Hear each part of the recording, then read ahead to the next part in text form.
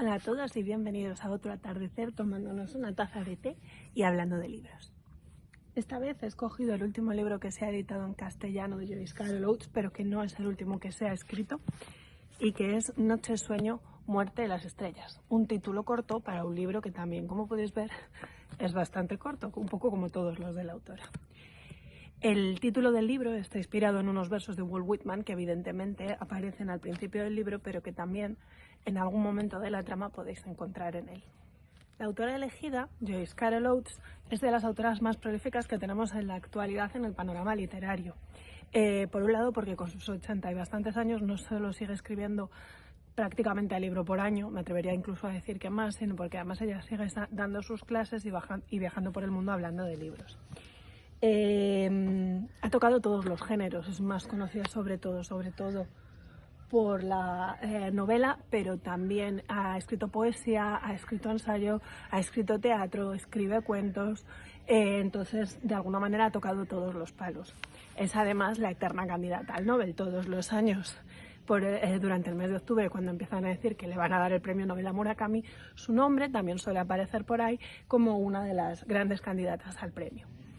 Es una autora además muy marcada. ¿Qué quiero decir con esto? Pues que tiene muy claros sus temas y son una serie de temas que son recurrentes a lo largo de toda su obra y que podemos encontrar.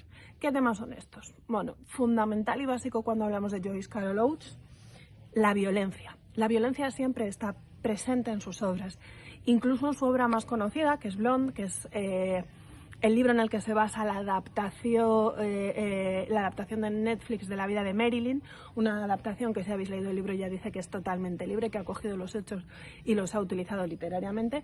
Pues es una obra que es muy violenta, como toda su obra. Dentro de la violencia ella explora sobre todo la violencia sexual y la violencia racial.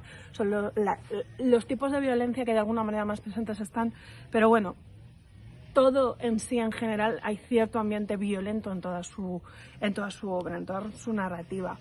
El tema de la desigualdad, del racismo, el feminismo, las diferencias sociales también están presentes. Pero también uno de sus temas clave siempre ha sido las relaciones entre las familias, los secretos, las alianzas, los rechazos, las rivalidades en las familias. Todo eso también forma una parte fundamental de su obra y evidentemente es una parte central de la trama que nos vamos a encontrar en Noche, sueño, muerte, las estrellas.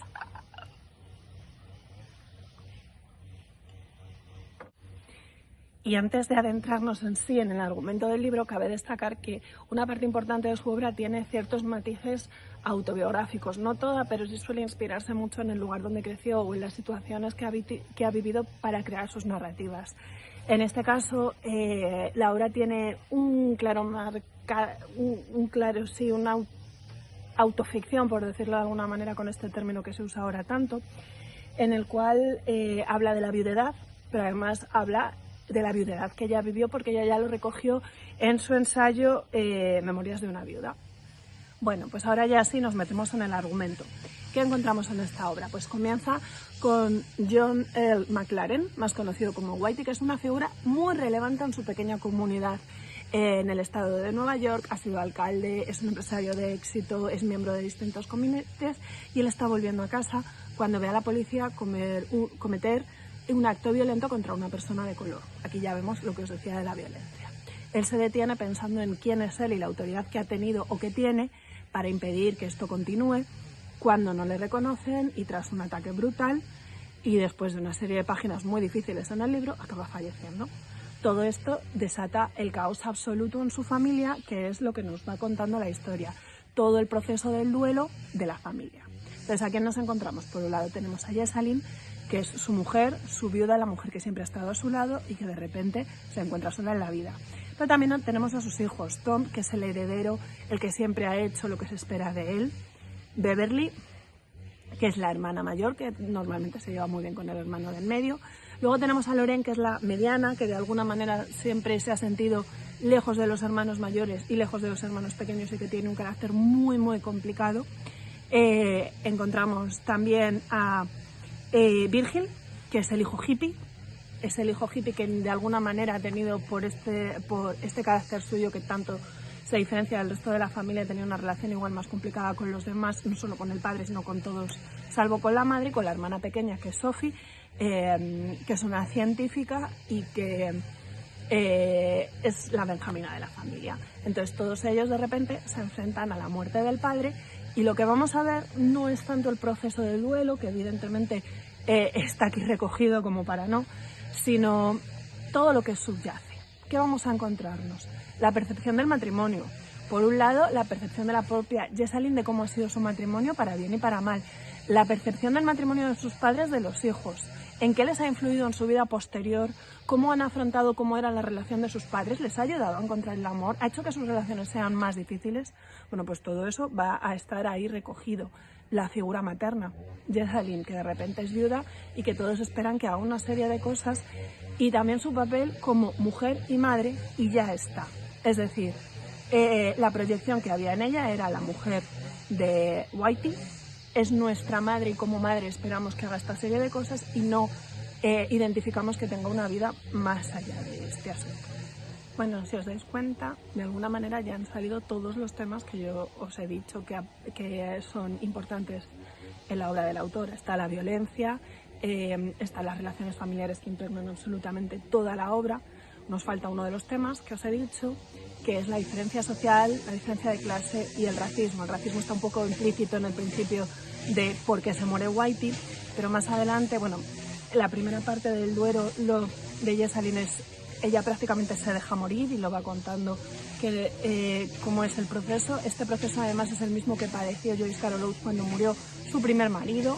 Entonces de alguna manera es donde os decía que hay cierta autoficción, pero hay un momento dado en el cual ella conoce a otra persona y empieza una relación con ella. ¿Qué ocurre? Que esta persona no es de la clase social que sus hijos esperan. De hecho, ellos tienen elegidos un candidato no para que su madre esté bien, no para que disfrute, sino porque se cuadra a los estándares sociales que ellos tienen por un lado, pero por otro lado también porque si su madre está acompañada, para ellos supone una descarga de responsabilidad, no tienen que estar constantemente encima de ella.